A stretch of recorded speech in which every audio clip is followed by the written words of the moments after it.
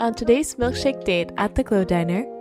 So I was diagnosed with ADHD at 21 years old, and I think unfortunately a lot of women will relate. My biggest fear was to be told that it was all in my head. Please be gentle with yourself.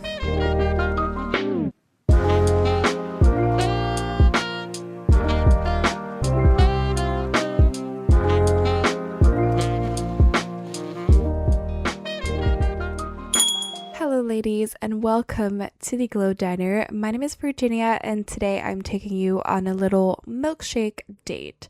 So I always spend a lot of time, energy, and effort into the combo episodes because it's really important to me to make sure that what I'm sharing and the advice and tips that I'm sharing is factual and that there's research backing it up. I've always been a very big science fiend, and I knew when I started this podcast that I really wanted to give value to listeners and make sure that they could learn something from what I was sharing.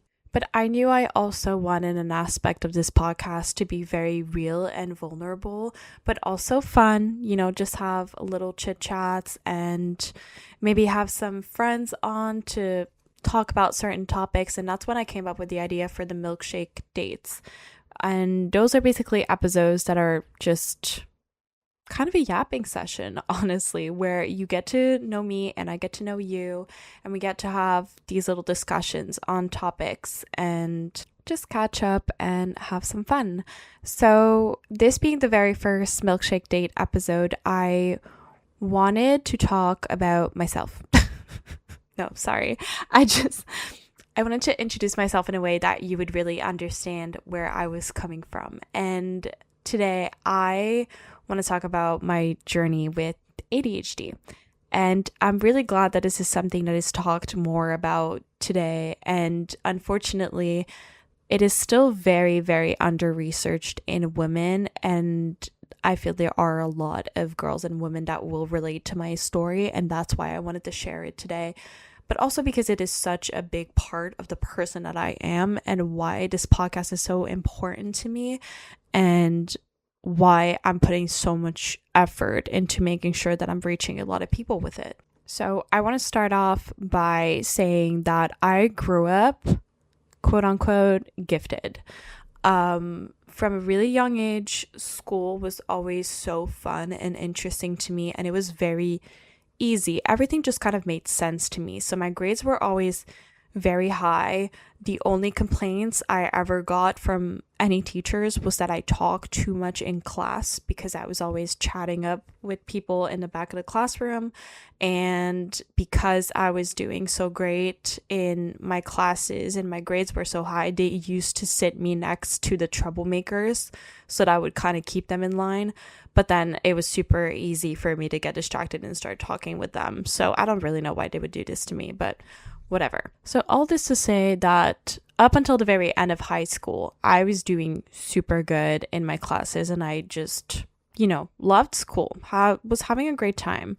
One thing, I am French Canadian, so we have 5 grades of high school that goes until grade 11, and then we have cégep, which I like to call pre-college, which is essentially 2 years before going on to university for like a 3-year bachelor's is usually the route that most people take. So when I got to pre-college is when it kind of really hit me. I just completely hit a wall.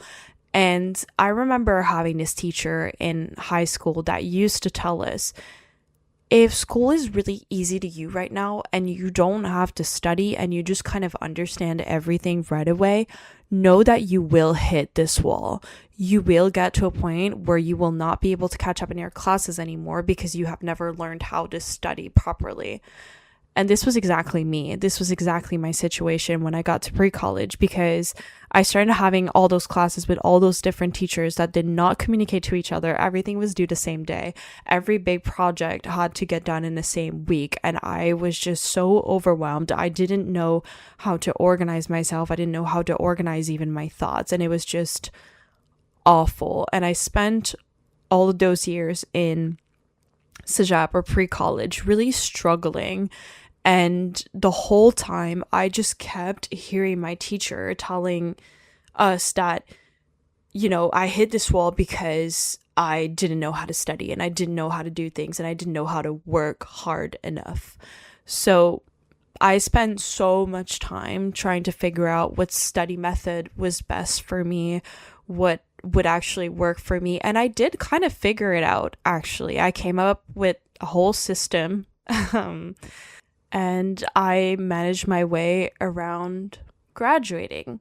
So then I started my bachelor's, and that's when COVID hit. So COVID and the first year of my bachelor's were like exactly at the same time. And online classes were my worst nightmare.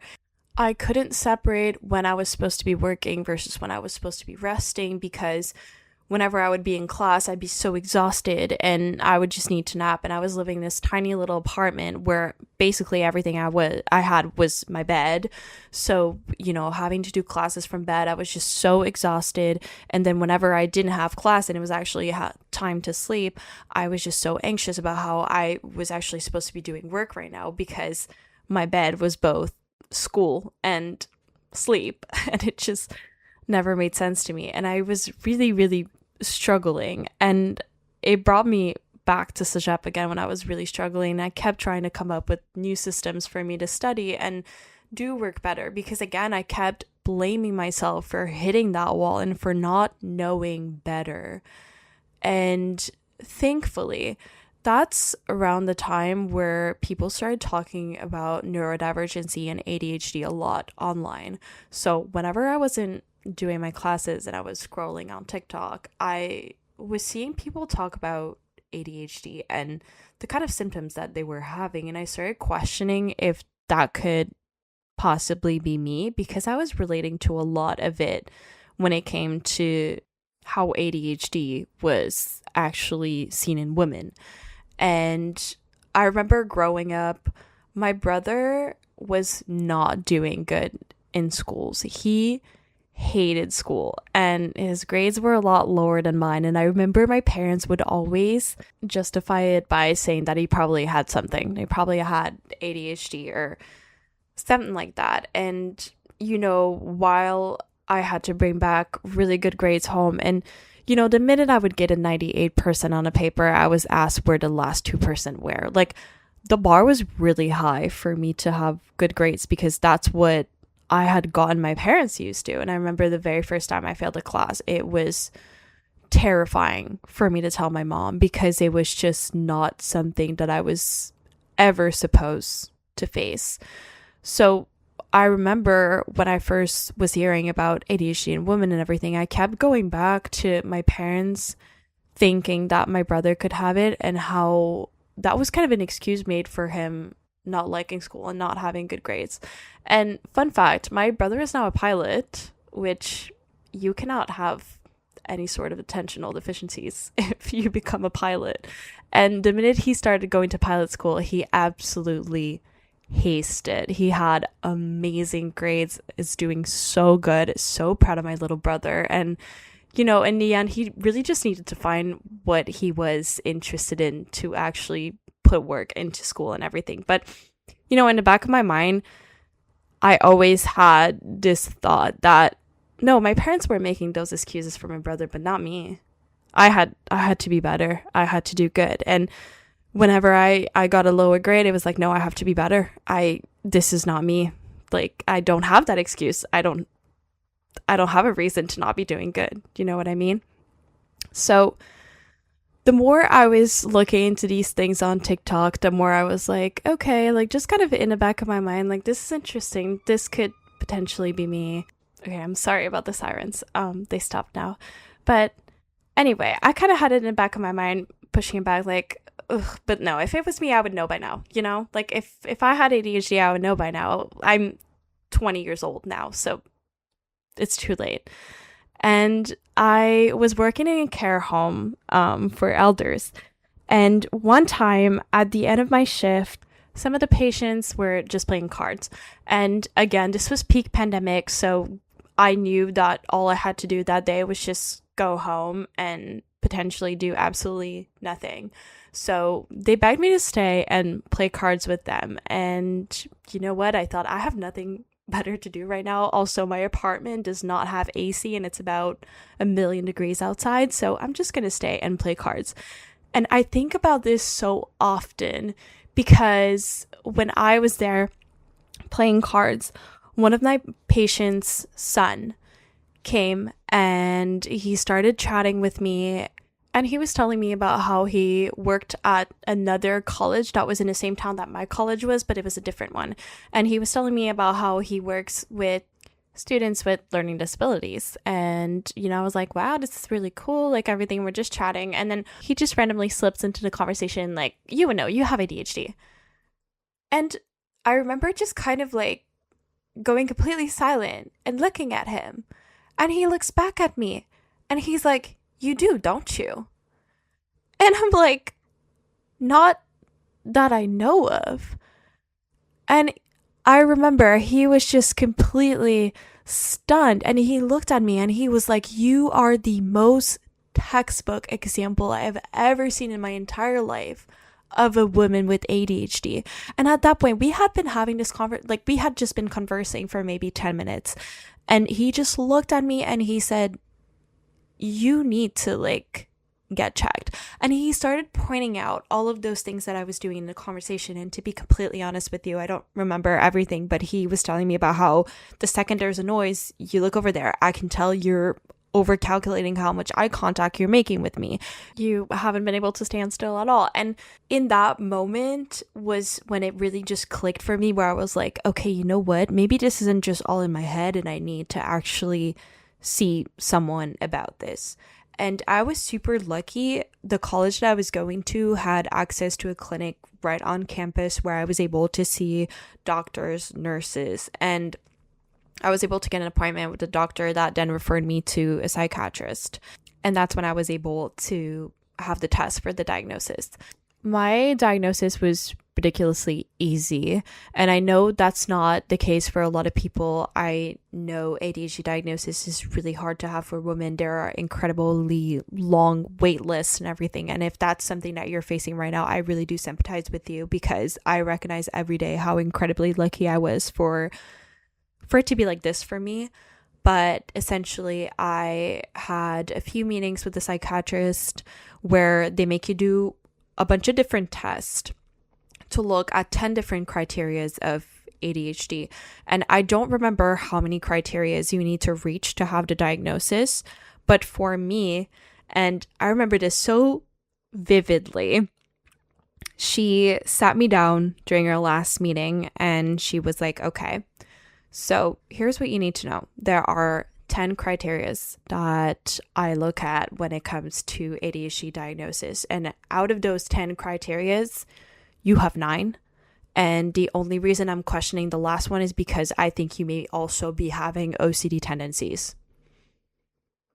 And it took a lot for me to reach out for help and actually try for that diagnosis, because at that point, although I was still struggling in my classes and everything, I felt like I had kind of figured it out to a point where I was passing most of my classes. I wasn't doing as well as I was when I was younger, but I was still passing my classes. And I remember something that was really hard for me at that point was exams were really hard for me to take because our classrooms are really loud. And I heard that people that had ADHD or learning disability diagnosis were allowed to take exams in a different room. So that's what kind of pushed me a little bit into getting the diagnosis. And I live in a country, Canada, where there are actually a lot of resources for people with ADHD whenever you get the actual black on white paper diagnosis. And when the psychiatrist actually told me that I was going to get officially diagnosed, and I'm really sorry, this is something that gets me very emotional to talk about. In that moment, it really wasn't about the help that I was going to get anymore. It really wasn't about the support that I would get with the help of the actual diagnosis. I think what happened for me in that exact moment was like an extremely heavy weight was taken off my shoulders, because I had spent so much time convincing myself that it was my fault that I wasn't doing as good as I used to, that it was because I wasn't working hard enough or I wasn't doing the right things. And getting the diagnosis was like finding out that it wasn't actually my fault, that there was something else making it harder for me, and that the reason I wasn't getting the same good grades as everybody else that I thought I was studying just as much as wasn't because I wasn't doing enough. It was because I had another obstacle that other people didn't have. And it was just kind of like I said, this huge weight taken off my shoulders where I was able to just kind of breathe and realize that there was a reason that I wasn't doing as good as I thought I was supposed to with all the work that I was putting in. And I hadn't really told anybody about wanting to get the diagnosis because I was really afraid that I was going to be discouraged from doing it. Like I said, I think my parents spent a lot of my childhood kind of giving that excuse to my brother where, you know, he was probably having some learning difficulties and all of this. And then we find out years later that it wasn't a case because, again, he's a pilot now. And I was afraid that I was going to get talked out of getting diagnosed, or that I was going to be told that, again, like, I think my biggest fear in all of this, and I think unfortunately a lot of women will relate, my biggest fear was to be told that it was all in my head and that I was just trying to make excuses for myself. So I had only told my stepmom because my stepbrother, so her son, had gotten diagnosed with ADHD a few years back. So I had talked to her about it because I wanted to know about the process and how getting diagnosed would be and how much time it would take and all of that. So she knew about it, but I hadn't told my direct parents about it at all. And I remember when I got the diagnosis and I went home and I really practiced and talked myself into calling my mom and telling her. And I called her and I told her, hey, so I've been seeing a doctor because I felt like there might be something going on and I just got diagnosed with ADHD. And my mom's response to that was, no. Like, just no. and and the conversation pretty much just went, no. And then I would go, yes. And she would go, no. And I remember in that moment just getting frustrated because I was like, Mom, I have the paper. I have the paper saying I have ADHD. And oh my gosh, it was just, again, like it was like my biggest fear coming true. But at least I had the paper, you know, at least I had something that I could actually really physically grab onto to remind myself that it wasn't just in my head and I wasn't making this up, you know? So, you know, I had a lot of conversations with my mom about it, and she was really against me getting medicated at first because she didn't think I needed it. And to be completely honest, when it comes to medication, I'm very on and off with it. Just because I've yet to find the right medication and the right dose for myself that doesn't make it feel like I become an absolute robot or makes me nauseous or anything. And that's a whole other thing, again, that I feel a lot of people struggle with. ADHD medication is no joke, and it's a lengthy process to find the right thing for you. And then I moved countries for a long time, and now I live in a different province. So it's just been really hard to find a doctor or have somebody kind of follow up through me. And then again, finding a family doctor in Canada is absolutely insane. So I was super lucky to be able to get my diagnosis through my campus, but then anything after that was really challenged. But that was something my mom was really stuck on, that she did not want me to take medication. And we're in a better place now where I think she kind of understands me a little better. And the way that I explained it to her with ADHD and the way that it was affecting my life, because my mom's a first grade teacher, and she used to tell me, she'd say, I've seen kids with ADHD, like I've seen little boys with ADHD, and you've never been like that. That was never you. And I had to explain to her that, it was very different in women and all of that. And the best way that I found to explain to her what ADHD was like for me in my life was, imagine that every day you have a backpack put on your shoulders, and in the backpack you have about 50 pounds worth of rocks, and you spend your whole day walking around with the backpack with the 50 pounds of rock, and it gets really hard and you get really tired. But everyone else around you also is walking around with a backpack and is telling you that it's really hard and it's really tiring. So you kind of just assume that everybody else has the same amount of rocks in their backpack because they're also saying that it's hard. So you keep pushing, and when everybody else is able to make it on the top of the mountain with their backpack and the rocks and you're not, you think that you're in the wrong. You think that maybe you just didn't train hard enough, or that you're not trying hard enough. And then getting my diagnosis was like finding out that while I had 50 pounds worth of rocks in my backpack, everybody else had 3 pebbles. And I've spent my whole life thinking that everybody else had the same issue that I was having and that I was in the wrong. And I think that analogy is really what made it click for my mom to understand kind of the trouble that I was going through. And it's not to dismiss any of the work that anybody else has put on in their lives ever. Everybody gets tired at the end of the day. Everybody has a lot of hardships going through. But for me, my backpack, when it comes to ADHD and when it comes to being able to focus and work on things, my backpack was so much heavier.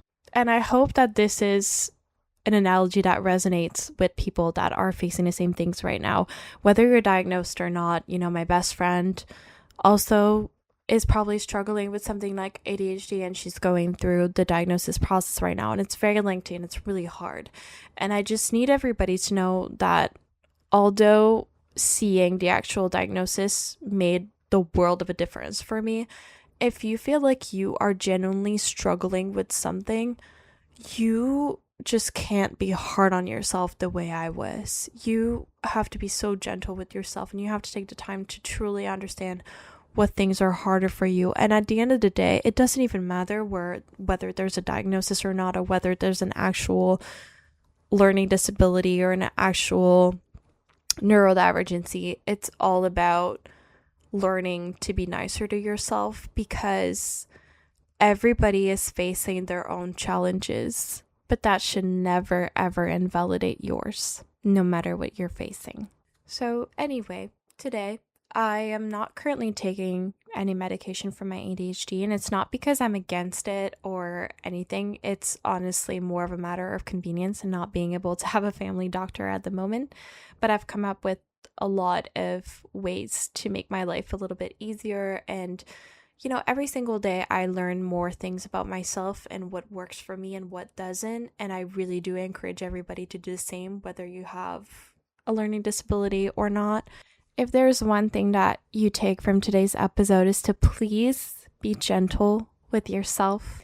If you relate to my story, or it sounds like something you've had to deal with as well, I am so incredibly sorry, and I hope that you get a win in your story the way that I did in mine. If this is something that you want somebody to talk to about, please reach out to me. Don't be shy. If you feel like there's anything that I can say to you or any questions that I can answer for you, I'm always happy to be there. And I really wish I would have had somebody to go to when all of this was happening to me. So if I can be that person for even just one listener, I will be so glad that I can make that difference and have an impact in your life like this. I know today's story was a lot, but I hope it helps you kind of understand the kind of person that I am and where I'm coming from, and it helps you see why the Glow Diner is so important to me. Because my biggest purpose in my life at the moment is to ensure that people have the tools, and more specifically, girls have the tools to really get to their best self and get to where they want to be. And again, it doesn't have to be a diagnosis, but we live in a world where women are constantly made to question themselves before they actually reach out for help. So trust yourself and what you're feeling. If you're struggling right now, it's not all in your head. There are probably things that you can do to help yourself, or even things that other people can do to help you. And I really, really hope that my podcast fits somewhere in there to make you feel better and help you get through this journey of life and make the most of it. So I really hope you enjoyed our first little milkshake date, and I hope today's special hit the spot. The cherry on top is that there will be a lot more episodes like this that are just kind of like a chit chat, and I want you to know that more episodes coming up are going to be a little bit more fun. Okay, I am a big fan of Two Hot Takes, the podcast where they read a bunch of Reddit stories, and that's something that I want to do for fun once in a while, either with a friend or with a boyfriend. Stay tuned for some more fun milkshake date episodes coming up, but also the combo episodes that I'm putting so much work into, and I really hope you will enjoy as well. So this one's on me, and I'll see you next time. Love ya.